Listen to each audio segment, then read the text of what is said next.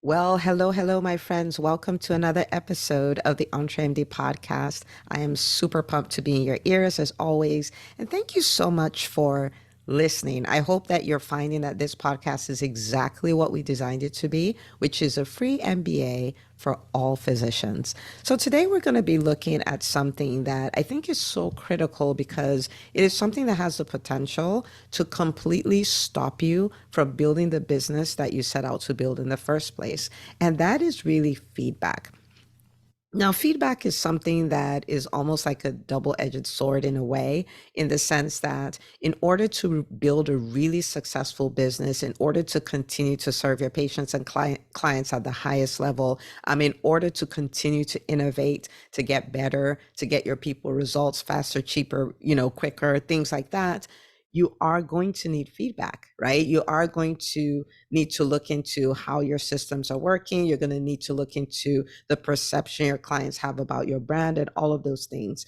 But for many entrepreneurs, your business is almost like your baby, like one of your kids.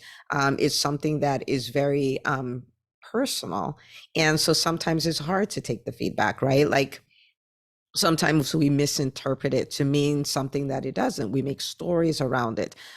And I think the most dangerous thing is that sometimes we allow it stop us, right? Like, so you hear some kind of feedback is negative feedback, and then you decide, well, I'm not going to dream as big, or I'm not going to try to do this as well, or what I'm doing is not working, so I'm going to stop. And those are all dangerous. They're all, like it would paralyze you. And this is not what we want. And so today I want to talk about two kinds of feedback to ignore, right? To completely ignore. And I want to start off by saying we don't ignore people. We do not hate people. We do not write people off. We don't do any of these things. We're talking about feedback here, which is very separate from the individual who's giving the feedback, right? And so there are two things. There are two kinds of feedback to ignore.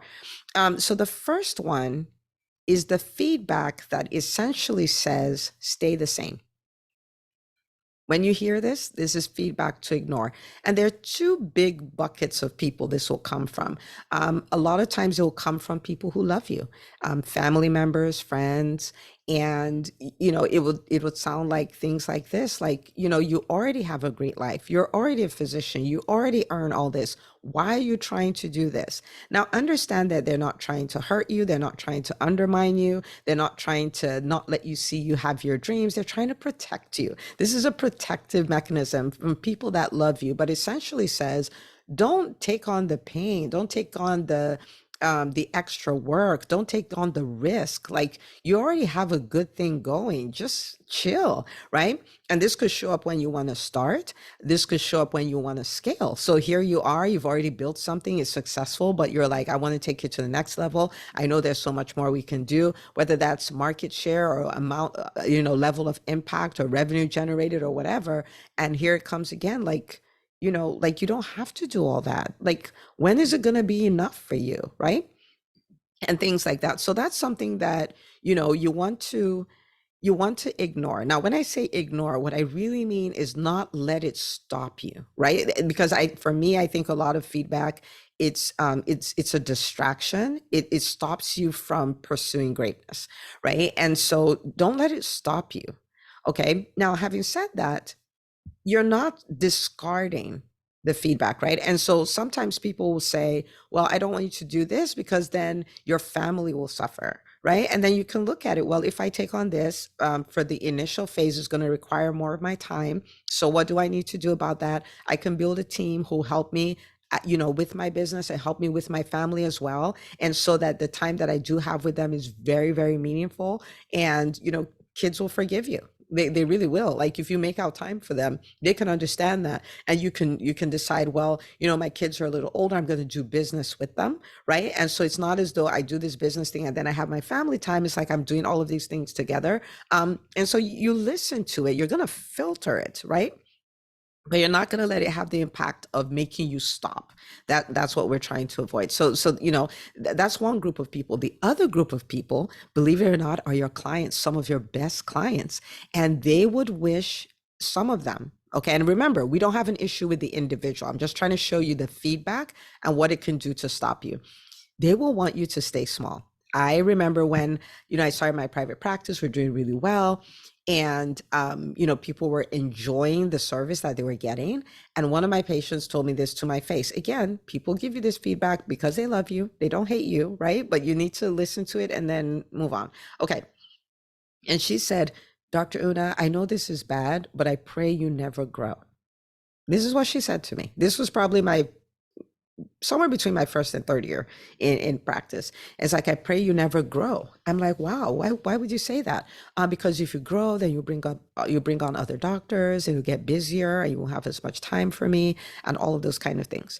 Now, again, remember what I said about you filtering it, right? So filter, okay, so the perception is we won't have time for them. The impression will be too busy. So how can we build it bigger, but still leave that one-to-one feel, right? Still leave that feel like you're not a number, right? And we care for you and all of those kind of things. Now, am I gonna stay small? I'm not gonna stay small. Like, you can't. Planning to stay small as an entrepreneur who's just starting is a recipe for disaster, right? And so I was like, we're gonna grow, and I'm gonna make sure that people still feel they're part of something and they're known, they're not a number. So I've taken that feedback and I've done something with it. But other than that, I'm ignoring it. I'm ignoring it. And so, yeah, and that's happened in, probably every business that I've ever run. When you try to grow, you try to scale, there'll be people who are like, no, I don't want that. You know what I mean? And so you need to know that that's not something that you can hold on to, because if you do, then you're not going to grow. Right. And so that's number one. Right. So again, they're coming from a helpful place. And so we don't judge people, but you're just going to leave that feedback alone, and you're going to go, you take what you can out of it, but for the most part ignore it, right? Okay, so that's number one.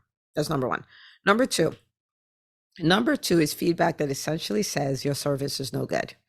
Okay, well, I worked with you, you didn't help me, you're a doctor, you didn't do anything for me, and all of those kind of things.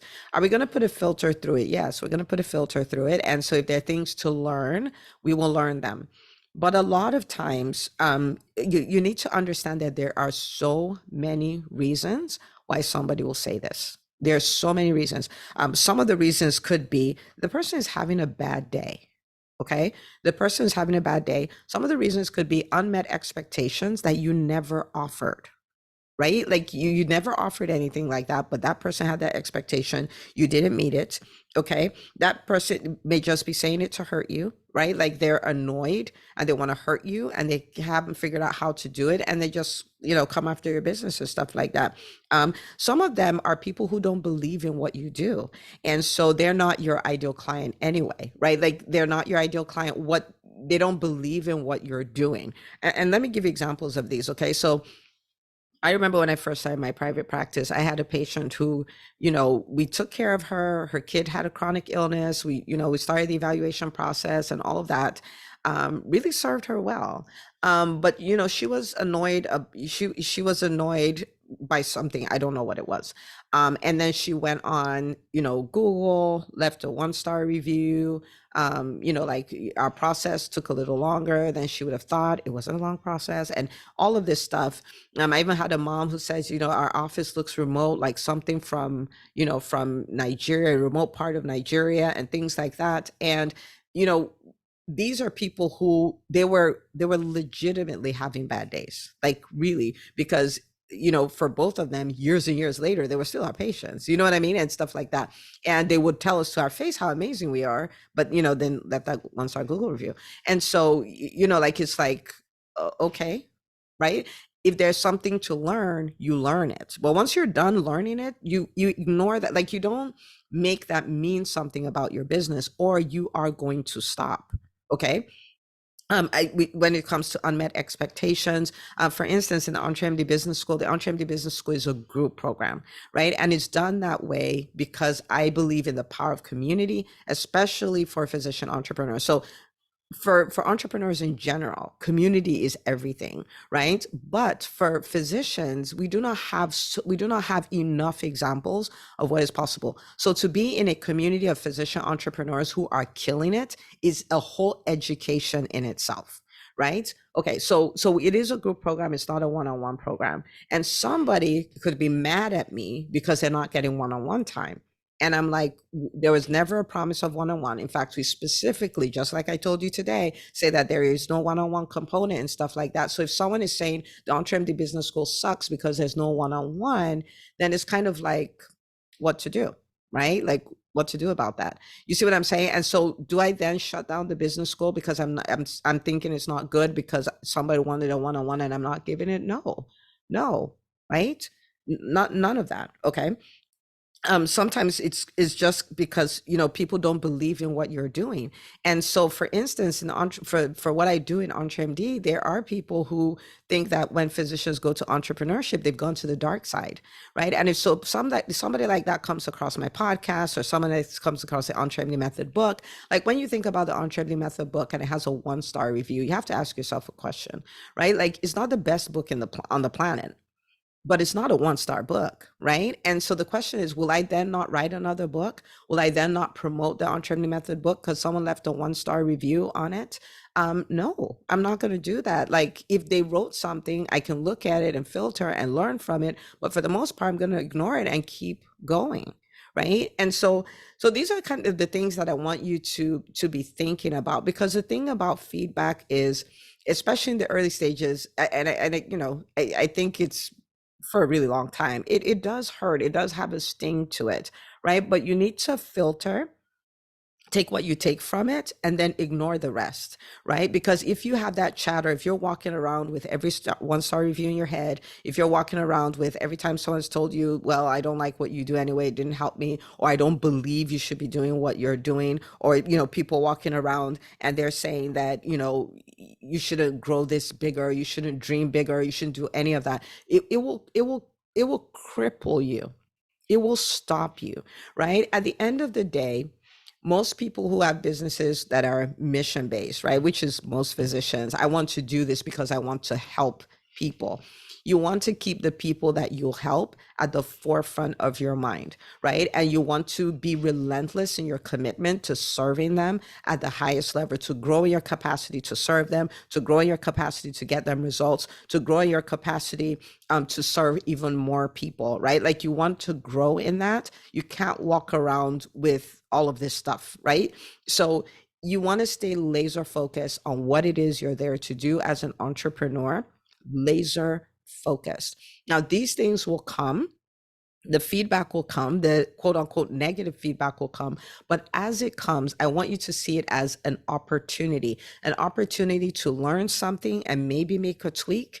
And then when you're done with that, throw away the rest. Don't walk around with it. If you made a mistake and that's the reason why you had that feedback, correct the mistake and keep it moving. Okay, but understand that the price for greatness is pain.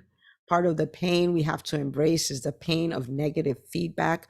We have to grow to that point where we're mature enough to look at it and say, okay, I'm going to take this and apply it to my business, and the rest of this, I'm going to let it go. We need to get to that point so we're more comfortable receiving it. We're more comfortable in our ability, more confident in our ability to make our businesses better based on it. And then also confident enough to know what to ignore and just allow it be. But remember where I started from. We don't hate people. We don't, we don't despise people. We don't write off people. We don't do any of that. They're just doing what people do. But please understand, you want to chase after what you're chasing after. It is so easy to criticize. It's so easy to say, oh, this person's not doing anything right or anything like that. It's so easy for people to say that. But as the entrepreneur, you need to be committed to your target. You need to be committed to your goal. You need to be committed to helping the people you're wired to help. You need to be committed, right? And so when those things come, you take it, you adjust, and you keep going. You don't let it stop you. Okay. For people who are in the ring, fighting, building businesses, changing their world, leading these mission-based businesses, when they see another fighter, they don't come at them like that. They don't tell them what you're doing is useless, it doesn't matter. They don't tell them stay the same. They root for you. And this is part of the reason why you have to have a community of people who root for you, people who are in the game. Because the people outside the game is so easy to throw shots, right? It's in the game. So will you learn from the feedback? Yes. But once you pull out the lesson, you ignore the rest.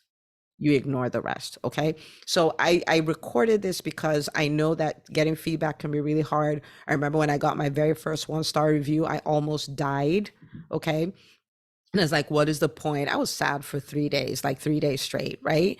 But there's a different way to deal with that as somebody who is an entrepreneur, who is an Olympian, who is a business athlete, who is somebody who has a commitment to change their world, and they're just going to follow that, right? And so this is the way to handle that. Okay, this is the way to handle that. So, what I want you to do with this is think about the last time you got feedback. Think about the feedback that you could get, right? And start kind of building what your reaction to it will be. I'm going to filter it. I'm going to take the lesson. I'm going to ignore it, but I'm not going to let it stop me. I want you to be clear on what you're trying to do with your business. And I want you to make a fresh commitment to it. Like, we are going to pull this off. Okay.